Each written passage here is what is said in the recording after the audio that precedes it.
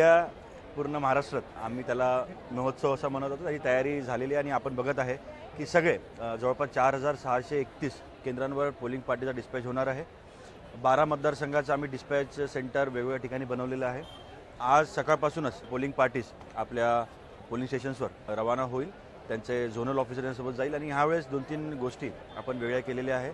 कमिशनच्या गाईडलाईननुसार संपूर्ण कॉर्पोरेशन एरियामधले जे पोलिंग स्टेशन्स आहेत ते सगळे कॅमेऱ्याच्या आतमध्ये कव्हर राहील. त्याला आपण वेबकास्टिंग असं म्हणतो. वेबकास्टिंगमध्ये पूर्ण जवळपास 2324 मतदान केंद्र शहरातले पूर्ण वेबकास्टिंगनी कव्हर राहील आणि त्याचबरोबर ग्रामीणमधले 50% पोलिंग स्टेशन आपण कव्हर केलेले आहेत. दुसरं, यावेळेस EVM मशीन्स ज्या गाडीमध्ये जाणार, मग ते झोनल असावं की प्रिसाइडिंग ऑफिसरच्या बसेस असावं, त्याच्यामध्ये चक्रिका ॲप नावाचं आपण एक ॲप डाउनलोड त्यांना करायला सांगितलं, जेणेकरून संपूर्ण EVM मुवमेंट त्याच्यामध्ये ट्रॅक होईल.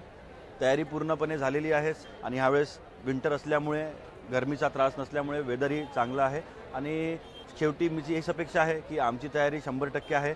आता मतदातांचं रिस्पॉन्सिबिलिटी आहे की ज्या प्रकारे लोकसभेमध्ये आपण त्या 75% जे आपलं टार्गेट होतं त्याच्यावर चुकलो आपण, पण ह्यावेळेस आपल्याला गोल्डन अपॉर्च्युनिटी आहे की सगळ्या वोटर्सनी आपल्या घरी कसलाही रिझन न देता सकाळी बाहेर पडून ज्या पोलिंग स्टेशनवर आपलं नाव आहे तिथे जाऊन मतदान करावं आणि नागपूर जिल्ह्याला डिस्टिंक्शनमध्ये पास करेल हे माझा विश्वास आहे.